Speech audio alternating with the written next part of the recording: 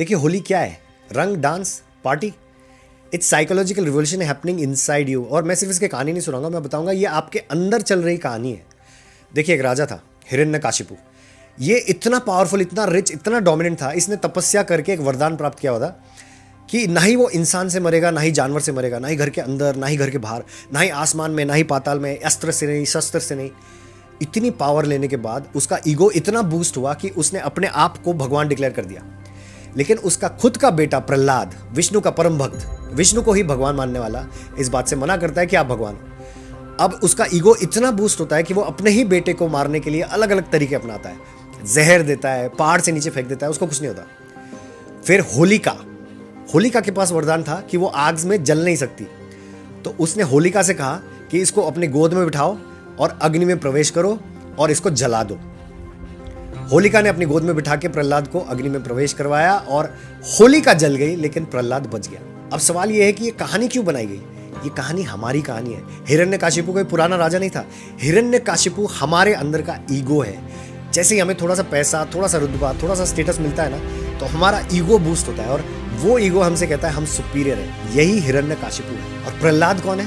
प्रहलाद हमारा higher consciousness है। वो हमें ग्राउंडेड, न्यूट्रल रखने की कोशिश करता है। न्यूरो साइंस भी कहता है कि प्री फ्रंटल कॉर्टेक्स आपका डिसीजन सेंटर होता है, आपके इंपल्सेस कंट्रोल करता है, आपकी मोरालिटी कंट्रोल करता है। यही प्रहलाद है। और होलिका क्या है?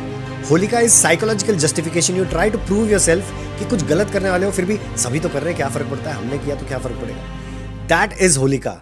और वो आपको टेम्पररी सेटिस्फैक्शन देगी, प्रॉफिट्स देगी, लेकिन इन द लॉन्ग रन आप बर्नड आउट और स्ट्रेस्ड आउट होगे।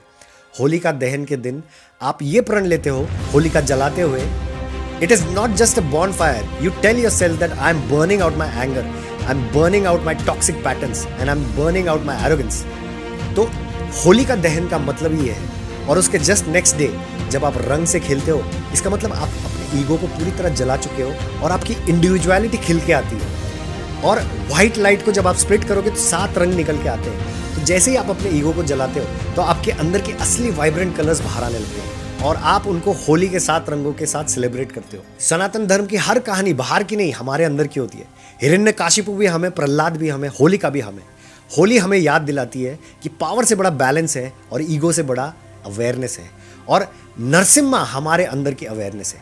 तो इस साल जब आप होली जलाओगे तो याद रखना, आप अपने ईगो को पूरी तरह जला देना और तभी हम एक्चुअल में इवॉल्व कर पाएंगे। Thank you so much for watching this video again. Stay fit and stay healthy, because if you're healthy, country is healthy. Thank you.